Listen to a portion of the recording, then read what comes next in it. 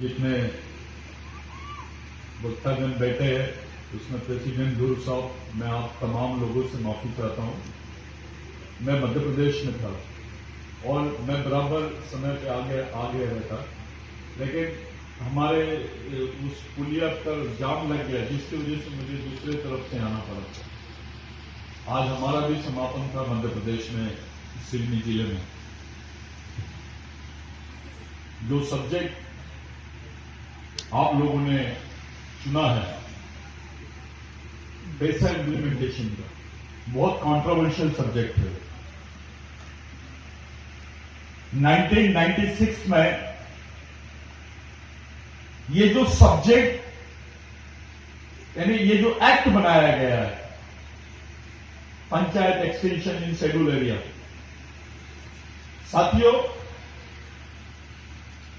ये इसीलिए बनाया गया है कि 1991 से गवर्नमेंट ऑफ इंडिया की जो इकोनॉमिक पॉलिसी थी, जिसको ओपन इकोनॉमिक पॉलिसी बोलते हैं, खुली अर्थव्यवस्था, जब खुली अर्थव्यवस्था के बाजार में भारत सरकार गई, पूरा कर्ज से डूबा हुआ देश था और इन्होंने इस देश में जो संपत्ति है, जिसको प्राकृतिक संपत्ति बोलते हैं आप, जिसको संसाधन बोलते हैं आप, उस संसाधन का इन्होंने ऑडिट किया और पाया कि देश की 64% संपत्ति जो है प्राकृतिक संपत्ति, वो शेड्यूल एरिया में है। और शेड्यूल एरिया में जो पहले से ऑटोनॉमी थी, जिसको 5th शेड्यूल बोलते हैं, 6th शेड्यूल बोलते हैं आप, वो जो स्वायत्तता थी वो केवल सामाजिक सांस्कृतिक स्वायत्तता नहीं थी, वो आर्थिक स्वायत्तता भी थी। और वहां के जमीनों का, वहां के संसाधनों का दोहन करने के लिए गवर्नमेंट ऑफ इंडिया ने पैसा ये एक्ट को इंट्रोड्यूस किया। ये किसी भी हाल में आदिवासियों के लिए पूरी तरह से फ्रूटफुल नहीं है, पूरी तरह से उनके विषयों का या उनकी समस्याओं का समाधान नहीं। ये पहली कंट्रोवर्सी है इस विषय पर। दूसरी कंट्रोवर्सी यह है कि पैसा को आप बाहर निकाल लीजिए।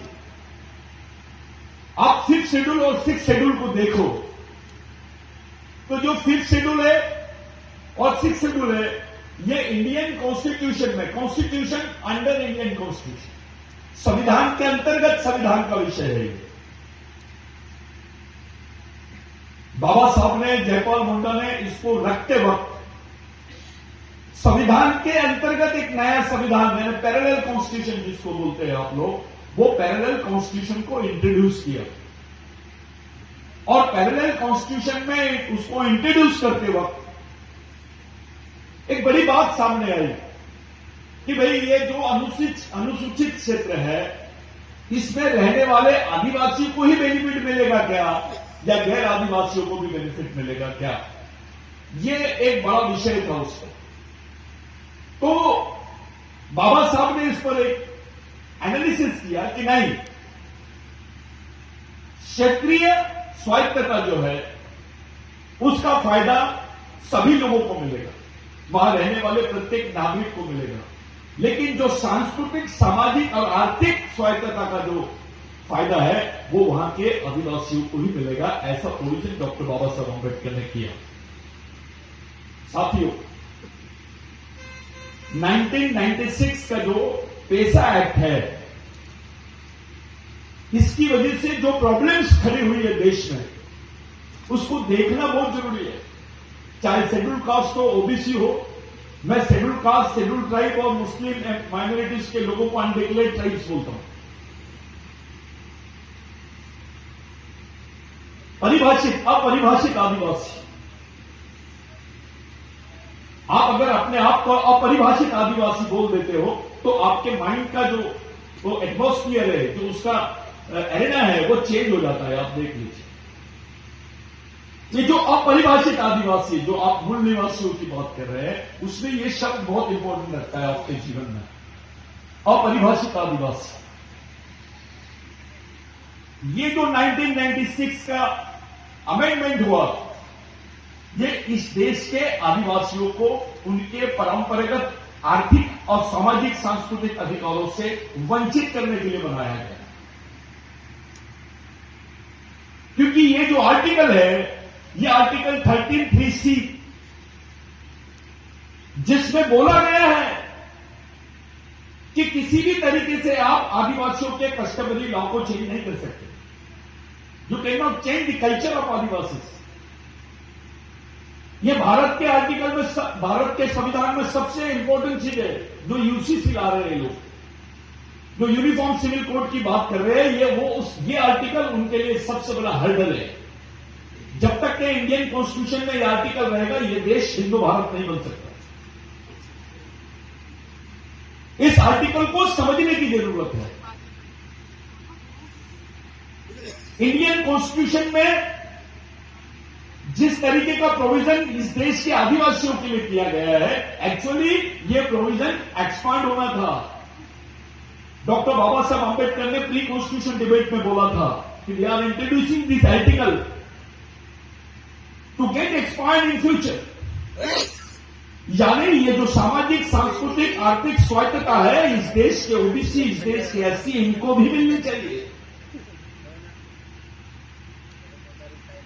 इस आर्टिकल को केवल आदिवासियों तक सीमित कर दिए और जो राज्यों की अवस्था हुई है उस पर आप लोगों का ध्यान मैं आकर्षित करना चाहता हूं कि जो 10 राज्यों की बात कर रहे हैं, उन 10 राज्यों में से 6 राज्यों में अभी नक्सलवाद पूरी तरह पनप रहा है। और जो राज्यों में सबसे ज्यादा धन संपत्ति जिक्र यहां पर किया गया, उस शेड्यूल एरिया में आज की तारीख में जो पैरामिलिट्री फोर्सेस है इंडिया के, 70% पैरामिलिट्री फोर्सेस उस क्षेत्रों में लगा दिए गए हैं। जो सेना आपकी बाउंड्री पे होनी चाहिए, वो सेना एक झोपड़ी में रहने वाले, घास के घर में रहने वाले आदिवासियों के बाजू में लगाई गई है। ये बेसिक लड़ाई है। बिरसा मुंडा ने बोला था, जिसकी जमीन उसका देश। ये प्रिंसिपल था, जिसकी जमीन उसका देश। आपके पास क्या है? आपके पास ना जमीन है ना देश है, सिर्फ एक आखिरी डॉक्यूमेंट है। It is the last document which is called constitution. एक आखिरी डॉक्यूमेंट बचा है हमारे पास, और इस आखिरी डॉक्यूमेंट यानी ये हमारे लिए एक ऑक्सीजन सिलेंडर का ही काम है, दूसरा कुछ नहीं है। इसके बगैर हमारे पास अभी कुछ भी नहीं है। इसी के आधार पर हम इस देश में बात कर सकते हैं। लेकिन सच्चाई यह है दोस्त साथियों कि परिस्थितियां इतनी बुरी तरह बदल गई है कि ये शेड्यूल एरिया में जितनी संपत्ति है, इसका कॉन्ट्रैक्ट, वर्ल्ड का सबसे बड़ा कॉन्ट्रैक्ट पर्यावरण का भारत सरकार ने की है। किसी को नहीं समझा कि ये पर्यावरण, परमाणु बम या माइनिंग या पावर प्लांट, ये लोग एक्चुअली दे रहे कहां है, किस क्षेत्र में दे रहे हैं। ये लोगों ने पूरा आदिवासी क्षेत्र की खरीदी बिक्री का कार्यक्रम बना के रखा है। इसमें पूरे लोग शामिल है। यहां की जो जातीयवादी शक्ति है, उसका पूंजीवादी शक्तियों के साथ बड़ा स्ट्रांग समन्वय स्थापित हो गया है। और ये केवल नेशनल लेवल पे नहीं है, ये इंटरनेशनल लेवल पर भी है। ये अंतर्राष्ट्रीय गठबंधन है, ताकत बढ़ती जा रही है। अभी आप कुछ दिन देखिए, अभी ऑस्ट्रेलिया ने भी अदानी के खिलाफ में ये किया है। वो आदिवासी की संपत्ति थी। अदानी का और इंडियन गवर्नमेंट का जो कोलैबोरेशन है, ये जहां जहां पे आदिवासियों की संपत्ति है विश्व में, वहां वहां दोहन करने का प्रोग्राम बनाया गया। ये एक बहुत बड़ा प्रोग्राम है, बहुत बड़ा षड्यंत्र है। और इसके लिए जो non implementation of constitution and para implementation of constitution और सेमी इंप्लीमेंटेशन ऑफ कॉन्स्टिट्यूशन, ये तीनों प्रोग्राम पे काम कर रहे हैं। सबसे बड़ा हर्डल अभी इनको, सबसे बड़ा हर्डल यानी कॉन्स्टिट्यूशनल प्रोविजंस है, यानी संविधान में दिए हुए प्रावधान जो है, वो सबसे बड़ा हर्डल है। आरएसएस की सुपर प्लानिंग है इसके ऊपर। और हम लोगों ने इस इश्यू को दरकिनार कर दिया। बुरा नहीं मानना, मैं जो बात बोल रहा हूं मैं जान रहा हूं बामसेट में आप लोगों की नीयत साफ है, लेकिन अपने बहुत सारे साथी हैं। आप सोच बदल सकते हो लेकिन नीयत नहीं बदल सकते। इसका कोई मैकेनिज्म नहीं है, इसका कोई मैकेनिज्म नहीं है। अपने लोगों की नीयत खराब हो गई।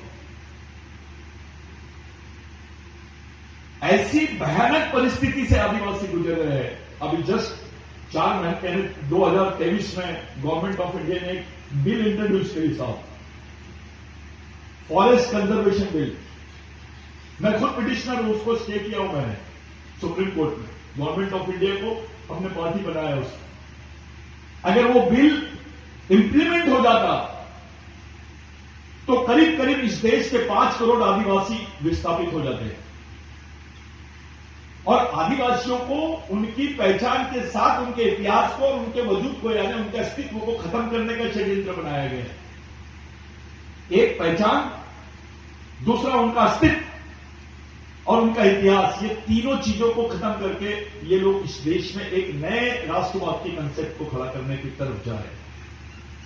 आपके पास जिस तरीके से आदिवासियों, जिस तरीके से कॉन्स्टिट्यूशन है हमारे पास, आखिरी दस्तावेज, लास्ट वेपन बोलेंगे इसको, वैसे ही आपके पास कल्चरल, हिस्टोरिकल एक ही वेपन है बस, आदिवासी। आपके दोनों वेपन पे अटैक हो रहा है। मैं कॉन्स्टिट्यूशन की तुलना आदिवासियों से कर रहा हूं, ये बात को आप लोग थोड़ा ध्यान रखें। एक वेपन है आपके पास में संविधान, दूसरा वेपन है आपके पास में आदिवासी। अगर ये दोनों वेपन आपके खत्म हो जाते, आपके पास कोई लड़ाई का बेस ही नहीं रहेगा। आप अपने सांस्कृतिक इतिहास को भी देखने जाओगे तो बिगर आदिवासियों के नहीं देख सकते। आप आपके आर्थिक इतिहास को भी देखने जाओगे तो बिगर आदिवासियों के नहीं देख सकते। और इसको देखने के लिए, आदिवासियों की वास्तविकता, उसकी सच्चाई को देखने के लिए बाबा साहब द्वारा, जयपाल मंडल द्वारा इंट्रोड्यूस किया गया जो पैरेलल कॉन्स्टिट्यूशन है, इंडियन कॉन्स्टिट्यूशन, उसको समझने की जरूरत है। ये चैलेंज है हमारे लिए। उनको कॉन्स्टिट्यूशन नहीं बदलना है। कॉन्स्टिट्यूशन के प्रोविजंस तो ऑलरेडी बहुत सारे अमेंडमेंट्स हो चुके हैं। 100 से ऊपर अमेंडमेंट्स इन्होंने कर लिए, वो भी सुविधा वाली। इनको बदलना है पैरेलल कॉन्स्टिट्यूशन, जो प्रोविजन है 5वीं और 6वीं अनुसूची के। आप 5वीं अनुसूची के और 6वीं अनुसूची के प्रदेशों पर इनका कंट्रोल देखो। मणिपुर का उदाहरण लीजिए, वो 6वीं अनुसूची का प्रदेश है। ये जो प्रैक्टिकल तरीके से ये लोग थ्योरी को ऑपरेट कर रहे हैं, इसको समझने के लिए, इसको तरीके से समझने के लिए, इस पे काम करने के लिए अपने पास कैडर नहीं है पूरे देश में। मैं घूम रहा हूं आदिवासियों के बीच में, पूरे देश में। मैं जान रहा हूं हमारा कैडर ही नहीं है। बुरा नहीं मानना, मैं बामसेट की भी तरफ देखता हूं तो ज्यादा उम्मीद नहीं लगती है, क्योंकि अपने पास समस्या इतनी सारी है कि कौन से मोर्चे पे हम लोग काम करेंगे, ये अभी समझ में नहीं आ रहा। बड़ा कंफ्यूजन चल रहा है। तुम्हारा जिसके साथ लड़ाई है वो एक बहुत बड़ा ऑर्गेनाइजेशन, स्टैब्लिश ऑर्गेनाइजेशन है। इसलिए स्टैब्लिश ऑर्गेनाइजेशन बोल रहा हूं मैं, क्योंकि उनके पास सत्ता है, उनके पास सब कुछ है। अब तुम्हारे आर्थिक नियोजनों को भी वो अपने थ्रू ऑपरेट करना चाहते हैं। नॉन कॉन्स्टिट्यूशनल प्रोविजन से इस देश की इकोनॉमी को वो ऑपरेट करने की तरफ जा रहे हैं, और आपको रोकने के लिए कॉन्स्टिट्यूशनल प्रोविजन का इंप्लीमेंटेशन करते हैं, लेकिन खुद दोहन करते वक्त नॉन इंप्लीमेंटेशन की तरफ जाते हैं। हसदेव का जंगल देख लीजिए आप, गढ़चिरौली में जाइए, सुरजागढ़, और इतने सारे माइनिंग की प्लानिंग कर ली है। उड़ीसा में जाइए, झारखंड में जाइए, मध्य प्रदेश में जाइए, जहां पे माइनिंग नहीं लगती वहां पर ये लोग बफर जोन बना देते हैं। वो भी एक तरीके से जमीन एक्वायर करने का प्लानिंग है। जो सत्ताधारी वर्ग होता है वो अपने नाम पे जमीन नहीं करता, वो सरकार के नाम पे जमीन करता है। पिछले 96 से लेकर अभी तक यानी 18 सालों का इतिहास रहा है। भारत की 2 लाख हेक्टेयर जमीन इन्होंने हस्तक्षेप कर लिया, उसको हस्तांतरित कर लिया। 2 लाख हेक्टेयर जमीन जिस पर एक छोटा स्टेट बना सकते थे आप। मेरे पास 10 मिनट है, शायद मेरे 10 मिनट हो गए। अध्यक्षीय भाषण की बात बोलने का जो चांस, ये अपने डेकोरम में नहीं होना था। मेरे को आप लोगों ने ये चांस दिए।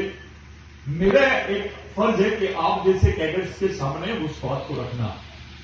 मैं इस मंच से बोल रहा हूं, देश में सिविल वॉर चल रहा है। ये जितने शेड्यूल एरिया है, 5th schedule area, 6th schedule area है, वहां पे अभी आर्मी लड़ रही है वहां की जनता के खिलाफ। वहां का बच्चा बात नहीं कर सकता है। अगर वो थोड़ी भी बात करेगा तो इन्होंने नई टर्मिनोलॉजी लाई है, अर्बन नक्सल्स। दलित, ओबीसी, आदिवासी, मुस्लिम, कोई भी रहे, और एक थ्योरी बनाई गई है नक्सलवादी यानी आदिवासी। साथियों, नक्सलवादी आदिवासी हो सकता है, लेकिन आदिवासी नक्सलवादी नहीं हो सकता। एक ऐसी ट्रीटमेंट, एक ऐसा एटमॉस्फियर इन्होंने बना दिया है जहां आपका सामना मिलिट्री से होता है, गवर्नमेंट से नहीं होता है।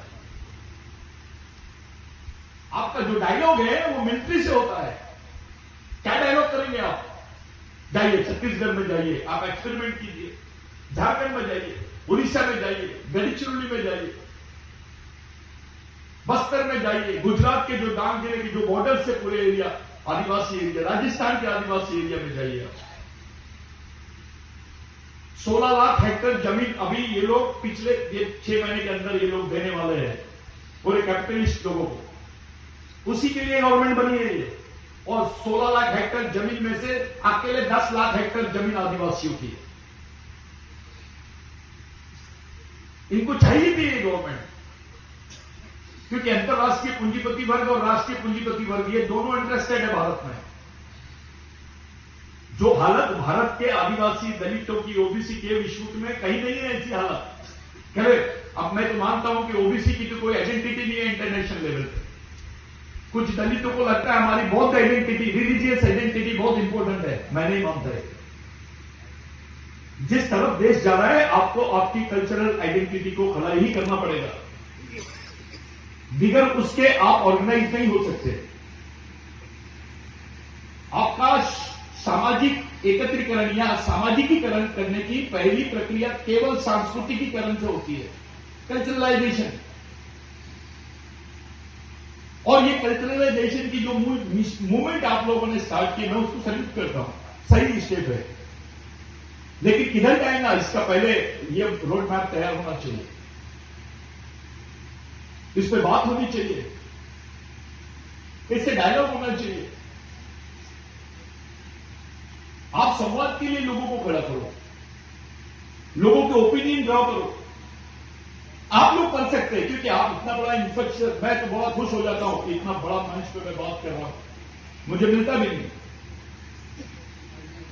लेकिन आज बड़ा अच्छा लगा कि इतने लोगों के बीच में ये बात हम लोग रख रहे हैं। मैं फिर एक बार ऑर्गेनाइजेशन से और ऑर्गेनाइजर्स लोगों से माफी चाहता हूं कि मैं लेट आया, ये दोबारा गलती नहीं करूंगा।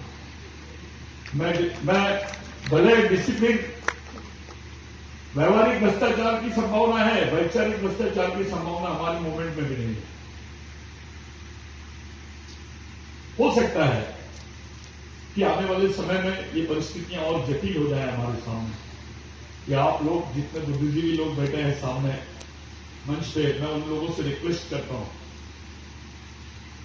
कि ये बहुत सेंसिटिव इश्यू है और आपके पास सिर्फ 2 वेपन है, एक कॉन्स्टिट्यूशन, दूसरा आदिवासी, और दोनों वेपन डिस्ट्रैक्ट करने की तरफ दुश्मन जा रहा है और ये दोनों वेपन को बचाने हमारे लिए बहुत जरूरी है। मैं यही अपनी बात को कंक्लूड करता हूं। जय आदिवासी।